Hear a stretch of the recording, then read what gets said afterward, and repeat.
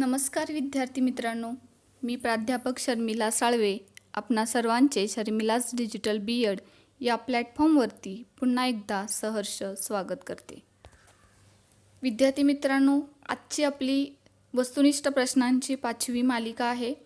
आजचा आपला टॉपिक आहे समकालीन भारत आणि शिक्षण या पेपरमधील युनिट 3 मधला हाफ युनिट आपण पाठीमागच्याच व्हिडिओमध्ये बघितलेला आहे. उरलेला भाग म्हणजे कोठारी आयोग, राष्ट्रीय शैक्षणिक धोरण 1986, डेलॉर्स कमिशन, राष्ट्रीय ज्ञान आयोग आणि NCF 2005 हा आजचा आपला टॉपिक आहे. पहिला प्रश्न आहे, कोठारी आयोगाला टिंबटिंब म्हटले जाते.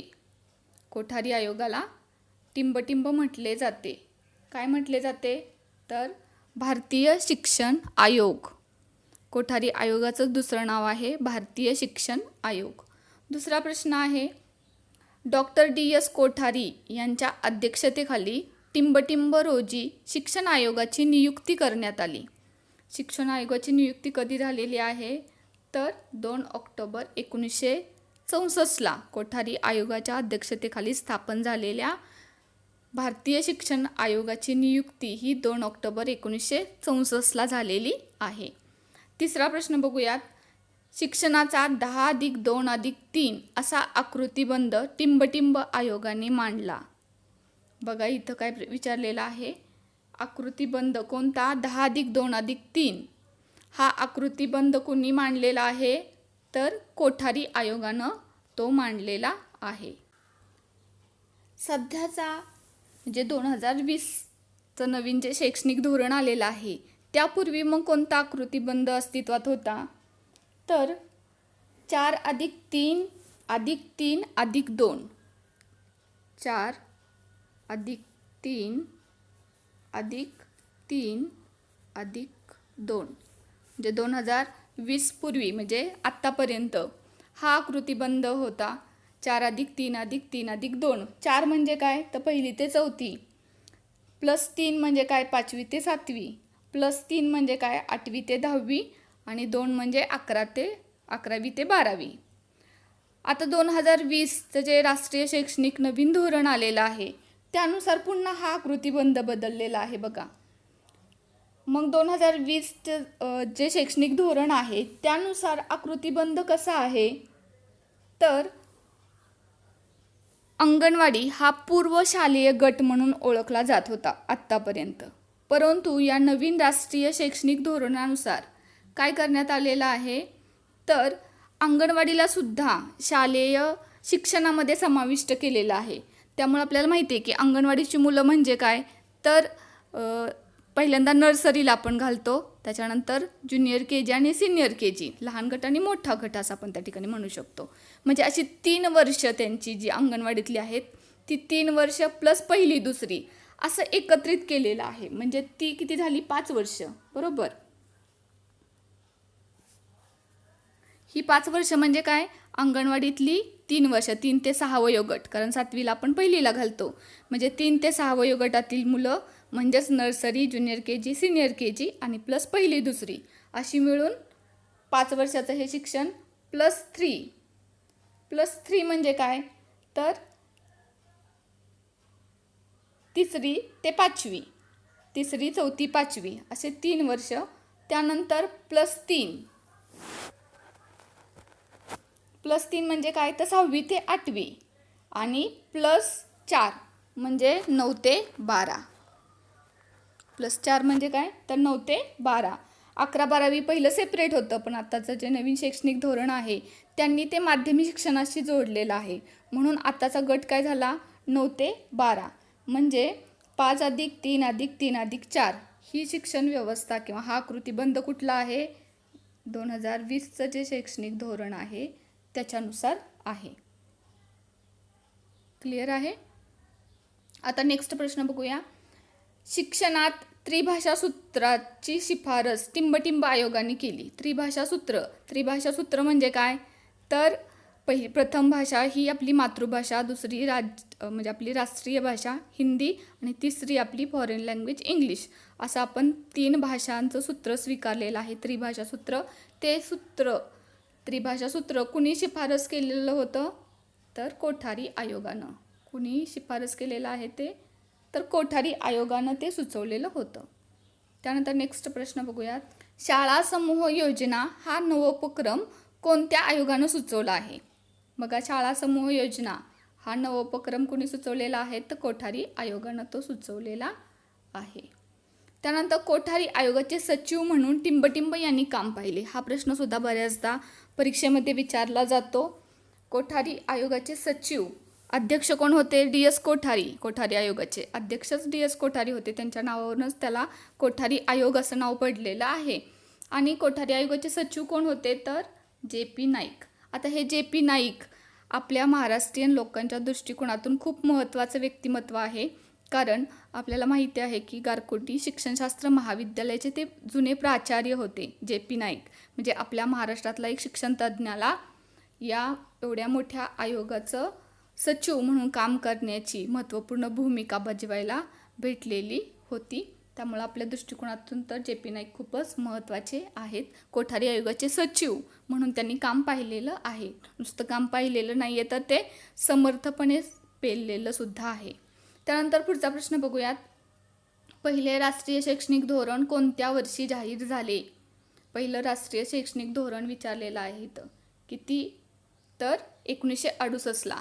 आता पहिलं धोरण फक्त विचारलेलं नाही, पहिलं राष्ट्रीय धोरण हा शब्द महत्त्वाचा आहे. बघा, इथं राष्ट्रीय विचारलेलं आहे. कोठारी आयोग हा पूर्ण राष्ट्रासाठी नव्हता किंवा त्याच्या अगोदरचा मुदलियार आयोग असेल तोही पूर्ण देशभरासाठी लागू नव्हता. तर 1968ला जे शैक्षणिक धोरण आलं त्या धोरणापासूनची पुढची जी धोरणं आहेत ती राष्ट्रीय स्तरावरती निर्माण झालेली आहेत. त्याच्या अगोदर प्रत्येक राज्याचं सेपरेट असं धोरण होतं. तर पहिलं राष्ट्रीय शैक्षणिक धोरण कुठल्या वर्षी जाहीर झालं? तर 1968ला. दुसरा प्रश्न आहे पुढचा. भारताचे दुसरे राष्ट्रीय शैक्षणिक धोरण कोणत्या वर्षी जाहीर झाले? तर दुसरं राष्ट्रीय शैक्षणिक धोरण हे 1986ला जाहीर झालं. पुढचा प्रश्न आहे. खडूफळा मोहीम टिंबटिंब या धोरणात मांडली गेलेली आहे. बऱ्याचदा हा सुद्धा प्रश्न विचारला जातो खडूफळा मोहीमवरती. तर खडूफळा मोहीम ही 86च्या धोरणामध्ये सुचवलेली आहे. नवोदय विद्यालयाची संकल्पना कोणत्या धोरणात मांडलेली आहे? तर नवोदय विद्यालयाची संकल्पनासुद्धा 86च्या धोरणामध्ये मांडलेली आहे. नवोदय विद्यालय आपल्याला माहिती आहे प्रत्येक जिल्ह्याच्या ठिकाणी ते स्थापन करण्यात येतं. भारताचं म्हणजे भारतीय सरकार, आपलं भारत सरकार जे आहे त्याच्या मनुष्यबळ विकास खात्याअंतर्गत मानव संसाधन विकास मंत्रालय जे असतं त्या मंत्रालयाअंतर्गत हे नवोदय विद्यालय चालवली जातात. आपल्याला माहिती आहे की ग्रामीण भागातील मुलांना उच्च शिक्षणाच्या, दर्जेदार शिक्षणाच्या चांगल्या संधी उपलब्ध व्हाव्यात हा त्या पाठीमागचा मुख्य हेतू असतो. त्याच्यामुळं नवोदय विद्यालयामध्ये प्रवेश घेताना प्रवेशाची जी मर्यादा ठरलेली आहे ती म्हणजे ग्रामीण भागातील मुलांना 75% तिथं चान्स असतो आणि शहरी भागातील मुलांना 25% जागा थोडक्यात तिथं राखीव असतात. ग्रामीण भागासाठी 75% तर शहरी भागातल्या मुलांसाठी 25% जागा त्या ठिकाणी राखीव असतात. अशी केंद्रीय विद्यालय, त्याला आपण नवोदय विद्यालय असं म्हणतो, त्या नवोदय विद्यालयाची स्थापना ही 86च्या धोरणांमध्ये करण्यात आलेली आहे. बऱ्याचदा बघा म्हणजे BEdसाठी नाही परंतु इतर ज्या स्पर्धा परीक्षा असतात त्याच्यामध्ये या नवोदय विद्यालयाचं बोधवाक्यसुद्धा विचारतात. तर या नवोदय विद्यालयाचं बोधवाक्य काय आहे? तर प्रज्ञान ब्रह्म.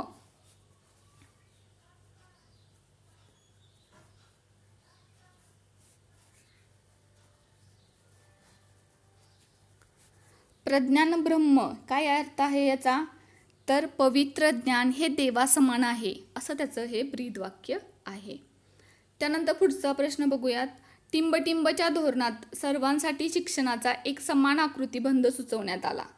म्हणजे सर्वांसाठी समान शिक्षणाचा समान आकृतिबंध हा 86च्या धोरणामध्ये सुचवण्यात आला. त्यानंतर पुढचा प्रश्न आहे. राष्ट्रीय शैक्षणिक धोरण 86चा मसुदा टिंबटिंबमध्ये संसदेमध्ये सादर केला. ज्या संसदेमध्ये हा जो 86चा मसुदा होता तो कधी सादर केला? तर 8 मे 1986ला तो सादर केला. आणि लोकसभेची मान्यता मग कधी मिळाली? आपल्याला माहिती आहे संसद म्हणजेच काय? तर लोकसभा. तर या लोकसभेची मान्यता त्याला कधी मिळाली? तर 8 मे 1986लाच, म्हणजे याच दिवशी 8 मे 86लाच लोकसभेची मान्यता मिळाली आणि आपल्याला माहिती आहे की कायद्यात रूपांतर होण्यापूर्वी त्याला राज्यसभेची देखील मान्यता लागते. मग राज्यसभेची मान्यता ह्याला कधी मिळाली तर 13 मे 1986ला.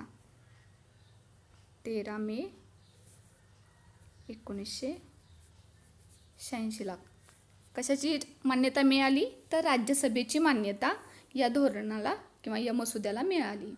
पुढचा प्रश्न आहे, राष्ट्रीय शैक्षणिक धोरण 1986ने पहिल्या 10 वर्षाच्या अभ्यासक्रमासाठी कोणत्या आकृतिबंधाचा पुरस्कार केला. इथं गल्लत करायची नाही. इथं काय विचारलेलं आहे बघा की पहिल्या 10 वर्षासाठी काय विचारलेलं आहे तर पहिल्या 10 वर्षासाठी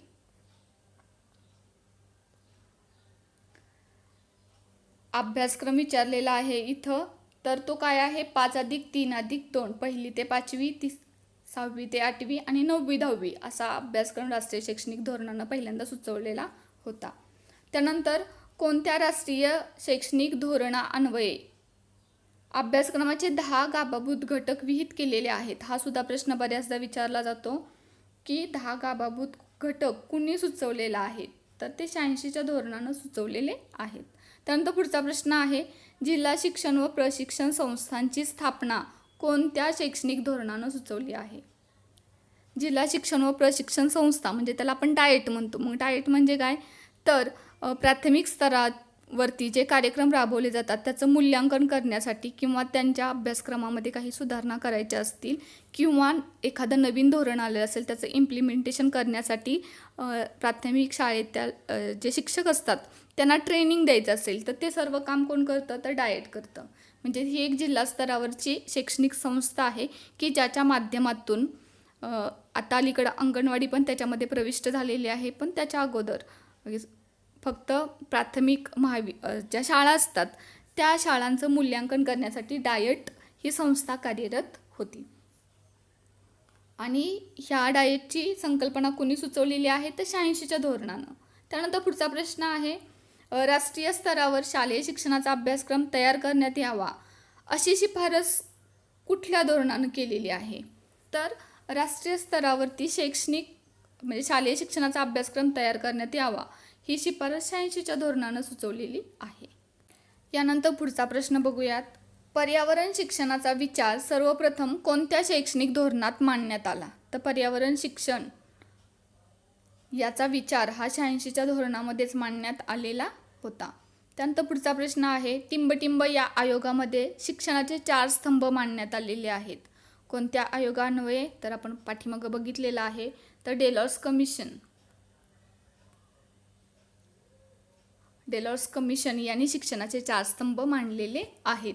मग डेलॉर्स कमिशननं सुचवलेले 4 आधारस्तंभ कोणते आहेत, शिक्षणाचे 4 आधारस्तंभ कोणते आहेत तर ज्ञानप्राप्तीसाठी अध्ययन, कृतीसाठी अध्ययन, सहजीवनासाठी अध्ययन आणि अस्तित्वासाठी अध्ययन. पुढचा प्रश्न बघूयात, टिंबटिंब यांच्या अध्यक्षतेखाली राष्ट्रीय ज्ञान आयोग स्थापन करण्यात आला. काय विचारलेलं आहे बघा तर टिंबटिंब यांच्या अध्यक्षतेखाली राष्ट्रीय ज्ञान आयोगाची स्थापना करण्यात आली. तर त्याचं उत्तर आहे सॅम पित्रोदा यांच्या अध्यक्षतेखाली राष्ट्रीय ज्ञान आयोग म्हणजे नॅशनल नॉलेज कमिशन.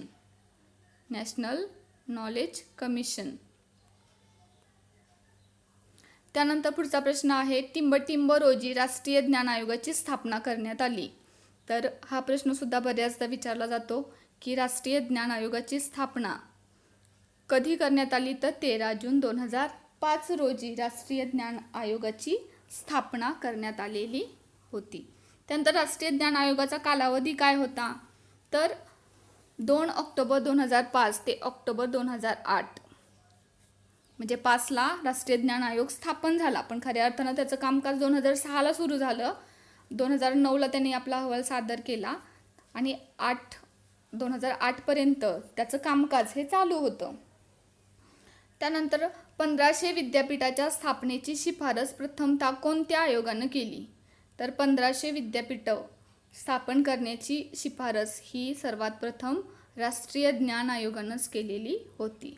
आता हा राष्ट्रीय ज्ञान आयोग जो स्थापन करण्यात आलेला होता त्याचा मुख्य हेतूच हा होता की 21व्या शतकातील जी आव्हाने आहेत ती आव्हाने आपल्या भारतातील विद्यार्थ्यांना समर्थपणे पेलता येण्यासाठी शिक्षण प्रणालीमध्येच महत्त्वपूर्ण बदल किंवा सुधारणा झाल्या पाहिजेत आणि त्या सुधारणा करण्यासाठी विद्यापीठं स्थापन झाली पाहिजेत. त्या विद्यापीठाची संख्या मर्यादित असून चालणार नाही. तर सर्वांना शिक्षणाच्या प्रवाहामध्ये आणायचं असेल तर तेवढी विद्यापीठाची संख्या देखील असायला पाहिजे.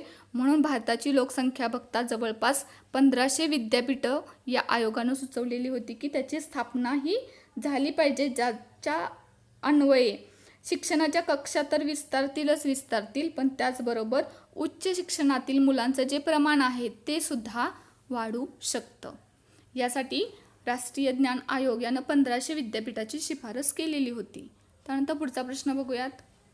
राष्ट्रीय ज्ञान आयोगाला 2015पर्यंत उच्च शिक्षणातील किती नोंदणी अपेक्षित होती? बघा, उच्च शिक्षणावरती भर दिलेला आहे राष्ट्रीय ज्ञान आयोगामध्ये. आणि मग किती टक्के मुलं महाविद्यालयामध्ये विद्यापीठामध्ये प्रविष्ट झाली पाहिजेत? तर 15%.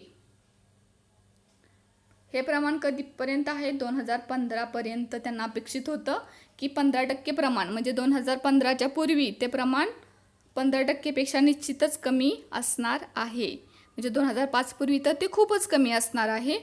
आणि 15पर्यंत आपल्याला 15%पर्यंत ते वाढवायचं होतं. आज आपण 2021मध्ये आहोत. तर सध्याचं उच्च शिक्षणातील प्रमाण किती आहे भारतीय मुलामुलींचं? किती आहे? 25%. जर चीन, अमेरिका हे जर देश बघितले तर आपल्या तुलनेत बऱ्याच मोठ्या प्रमाणावरती त्यांच्याकडं उच्च शिक्षणामधलं प्रमाण आहे. आपल्याकडं माहिती आहे की माध्यमिक स्तरापर्यंत मुलं कशी बशी येतात, पण माध्यमिक शिक्षण पूर्ण झाल्यानंतर त्यांची गळती खूपच कमी होते आणि मुलींची गळतीचं प्रमाण तर प्रचंड मोठं आहे ग्रॅज्युएशनपर्यंत आणि पोस्ट ग्रॅज्युएशन नंतर. म्हणजे तुरळक महिला आपल्याला वेगवेगळ्या पोस्टवरती कार्यरत दिसतात, परंतु त्यांचं प्रमाण अत्यंत नगण्य आहे. त्याच्यामुळं उच्च शिक्षणातील प्रमाण वाढवण्यासाठी हा आयोग स्थापन करण्यात आलेला होता. आणि सध्याचं जे शैक्षणिक धोरण आपण बघितलं मगाशी थोडक्यात, तर त्या 2020चं जे शैक्षणिक धोरण आहे त्याच्यामध्ये तर हे प्रमाण 25% सध्या आहे, ते आपल्याला 2035पर्यंत 50%वरती आणायचं आहे. बघा, म्हणजे 2020चं शैक्षणिक धोरण जर तुम्ही बघितलं तर त्याच्यामध्ये 50% पर्यंत या मुलामुलींचं उच्च शिक्षणातील प्रमाण वाढवण्यासाठी ची योजना बनवण्याचं अपेक्षित ठेवलेलं आहे. त्याच्यानंतर पुढचा प्रश्न बघूया. राष्ट्रीय अभ्यासक्रम आराखडा तयार करण्यासाठी टिंबची निवड करण्यात आली. म्हणजे कुणाच्या अध्यक्षतेखाली? राष्ट्रीय अभ्यासक्रम आराखडा 2005ला आणि नंतरचा 10ला आलेला आहे. त्याच्यानंतर 10च्या आराखड्यामध्ये सुधारणा करून 2012ला तो प्रसिद्ध डबल झालेला आहे. त्याच्यामुळे 2005चा जो पहिला राष्ट्रीय अभ्यासक्रम आराखडा तयार करण्यात आलेला होता त्याचे अध्यक्ष म्हणून कुणाची निवड करण्यात आलेली होती? तर प्रोफेसर यशपाल. आपल्याला माहिती आहे की ओझ्याविना अध्ययन यशपाल समितीशी रिलेटेड आहे, तर ते त्याचे अध्यक्ष होते. त्यानंतर राष्ट्रीय अभ्यासक्रम आराखडा NCF 2005च्या मसुद्याची सुरुवात टिंब यांनी लिहिलेल्या संस्कृती आणि प्रगती या निबंधातील अवतरणाने होते. म्हणजे NCF 2005चा जो राष्ट्रीय अभ्यासक्रम आराखडा तयार करण्यात आलेला होता त्या आराखड्याची जी सुरुवात आहे की जसं आपल्या संविधानाला प्रस्तावना आहे तसं या राष्ट्रीय अभ्यासक्रम आराखड्याच्या मसुद्याची सुरुवात काही लाईन्सनं केलेली आहे. त्या लाईन्स कुणाच्या निबंधातील आहेत? तर त्याचं उत्तर आहे रवींद्रनाथ टागोर. तर आता त्या लाईन्स कोणत्या आहेत हे देखील तुम्हाला माहिती असायला पाहिजे. तर नवनिर्मितीचा उत्साह व निखळ आनंद ही बालकाची गुणवैशिष्ट्ये असून अविचारी प्रौढांच्या जगातमध्ये ती उद्ध्वस्त होऊ शकतात. असंच निबंधातील एक वाक्य या आराखड्याच्या सुरुवातीला ठेवलेलं आहे. त्याचा आशय काय आहे की लहान मुलं ही नवनिर्मितीचा उत्साह असणारी, निखळ आनंद असणारी असतात, बरोबर? कारण आपल्याला कुठलंच लहान मूल शांतपणे बसलेलं आहे, स्वस्थ पडलेलं आहे असं दिसत नाही. सातत्यानं ती काही ना काहीतरी उद्योग करत असतं. म्हणजे त्याच्यामध्ये जी धडपड करण्याची जी प्रवृत्ती आहे तो त्याचा नवनिर्मितीचा उत्साह आहे आणि त्या उत्साहातूनच त्याला आनंद प्राप्त होतो. त्याला जर कुठंही कसंही कुठल्याही खेळण्याबरोबर जर खेळायला दिलं तर ते अत्यंत आनंदी होतं. पण मी आणलेल्या ह्याच खेळण्याबरोबर खेळ म्हटलं तर ते इरिटेट होतं. किंवा त्याला स्वस्थ बसायला सांगितलं तर ते अस्वस्थ होतं. शांतपणे बसायला सांगितलं म्हणून ते कधी आनंदी होतं का? निश्चितच नाही. म्हणजे नवनिर्मितीचा उत्साह आणि निखळ आनंद हीच बालकाची गुणवैशिष्ट्ये आहेत आणि अविचारी प्रौढांमुळं काय झालेली आहेत तर ती उद्ध्वस्त होण्याच्या मार्गावरती आहेत आणि हे कुठंतरी थांबलं पाहिजे. कारण रवींद्रनाथ टागोर यांनी या राष्ट्रीय अभ्यासक्रम आराखड्याच्या मसुद्यामध्ये त्याचं विश्लेषण करताना बघा एका तज्ज्ञानं टागोरांच्या जीवनातील एक प्रसंग त्या ठिकाणी सांगितलेला आहे की टागोरांनी त्यांच्या त्या निबंधामध्ये लिहिलेलं आहे की मी जेव्हा लहान होतो तेव्हा मी कुठल्याही खेळण्याबरोबर खेळायचो. म्हणजे त्यासाठी JCBच पाहिजे, ट्रॅक्टरच पाहिजे किंवा एखादी प्रतिकृतीच पाहिजे असं काही नव्हतं. घरामध्ये अवेलेबल असेल ते कुठलेही काडी असू दे, काटकी असू दे किंवा कुठलंही आपल्याला माहिती आहे की आपल्या लहानपणीसुद्धा आपण कुठल्याही खेळण्याबरोबर खेळायचो. तसंच त्या मुलाला त्या पद्धतीनं खेळायचं स्वातंत्र्य दिलं पाहिजे. पण अलीकडचे पालक हे त्यांच्यावरती कम्प्युटर गेमच खेळ, अमुकच खेळ, बुद्धिबळच खेळ ही सक्ती करत असतात. त्यांच्या मनाप्रमाणे त्यांना मातीमध्ये खेळू देत नाहीत, मातीची भांडी बनवू देत नाहीत, निसर्गाच्या सानिध्यामध्ये राहण्यासाठी प्रवृत्त करत नाहीत. म्हणजे थोडक्यात काय आहे हे तर ह्या प्रौढांच्या अमानवी वृत्तीमुळे, अविचारी वृत्तीमुळे मुलं आपला निखळ आनंद थोडक्यात विसरत चाललेली आहे. आणि माझ्या मुलाला लहान वयामध्ये किती गोष्टी करता येतात ह्याच्यासाठी त्यांचं बालपण हिरावून एका वेळी 1000 गोष्टी करण्यासाठी त्यांना प्रवृत्त केलं जात आहे. हे कुठंतरी थांबलं पाहिजे. त्यासाठी हा राष्ट्रीय अभ्यासक्रम आराखडा तयार करण्यात आलेला आहे आणि हा राष्ट्रीय अभ्यासक्रम आराखड्याचा केंद्रबिंदूच बालक आहे. म्हणजे बालकेंद्री अभ्यासक्रमच त्यांना त्या ठिकाणी अपेक्षित आहे हे आपल्या लक्षात येईल. असा राष्ट्रीय अभ्यासक्रम आराखड्याची सुरुवात ही टागोरांच्या मगाशी मी जे स्टेटमेंट सांगितलं त्या स्टेटमेंटनं झालेली आहे. त्यानंतर पुढचा प्रश्न आहे NCF 2005ने नागरिकशास्त्र विषयाला कोणते नाव देण्यास सांगितलेले आहे. तर नागरिकशास्त्राला सध्या काय म्हटलं जातं तर राज्यशास्त्र या नावानं ओळखलं जातं. पूर्वीच्या पुस्तकावरती नागरिकशास्त्र असं सेपरेट असायचा, पण आता समाजशास्त्रामध्येच आपण इतिहास, भूगोल आणि नागरिकशास्त्र एकत्रच बघतो. तर राज्यशास्त्र त्याला सुचवलेलं आहे नाव देण्यासाठी NCF 2005 अन्वये. त्यानंतर पुढचा प्रश्न बघूयात. टिंबटिंब यांनी पाझर सिद्धांत मांडला. तर पाझर सिद्धांत कुणी मांडलेला आहे तर लॉर्ड मेकॉले यांनी पाझर सिद्धांत मांडलेला आहे. आणि हा पाझर सिद्धांत काय आहे हे आपल्याला माहिती आहे की ज्ञान हे पाझरत जातं. म्हणजे सगळ्यांना एकावेळी शिक्षण देण्याची गरज नाही.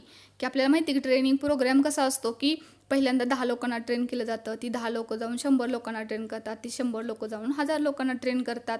त्या पद्धतीनं शिक्षणसुद्धा झिरपत जाईल असा मेकॉलेचा सिद्धांत होता. म्हणजे सगळ्यांना शिक्षण देण्याची गरज नाही तर ठराविक लोकांना शिक्षण द्यायचं आणि त्यांना पुढच्या लोकांना शिक्षण द्यायला भाग पडायचं किंवा त्यांनी पुढच्या लोकांना शिक्षण द्यायचं. म्हणजे पाझरत जाऊन शिक्षणाचा विस्तार होऊ शकतो. या आशयावरती आधारित पाझर सिद्धांत आहे आणि तो पाझर सिद्धांत कुणी मांडलेला आहे तर लॉर्ड मेकॉले यांनी. त्यानंतर पुढचा प्रश्न आहे विद्यापीठ शिक्षण आयोगाला कोणत्या नावानं ओळखले जाते. तर विद्यापीठ शिक्षण आयोगाला राधाकृष्णन आयोग या नावानं ओळखले जाते. 1948चा हा आयोग आहे राधाकृष्णन आयोग. विद्यापीठ शिक्षण आयोग असं त्याला म्हटलं जातं आणि विद्यापीठ शिक्षण आयोगालाच राधाकृष्णन आयोग असं संबोधलं जातं. कारण अध्यक्षच कोण असणार आहेत तर डॉक्टर राधाकृष्णन. त्यानंतर पुढचा प्रश्न आहे माध्यमिक शिक्षण आयोगाला टिंबटिंब म्हणून ओळखले जाते. हा सुद्धा प्रश्न बऱ्याचदा विचारला जातो की माध्यमिक शिक्षण आयोगाला काय म्हटलं जातं तर मुदलियार आयोग. बघा आपण कोठारी आयोग बघितला. कोठारी आयोगाला भारतीय शिक्षण आयोग म्हणतात. मुदलियार आयोगाला माध्यमिक शिक्षण आयोग म्हणतात. तर राधाकृष्णन आयोग यांना विद्यापीठ शिक्षण आयोग असं संबोधलं जातं. अशा रीतीने हे तिसरं युनिट आपलं पूर्णतः व्यवस्थितरित्या पूर्ण झालेलं आहे.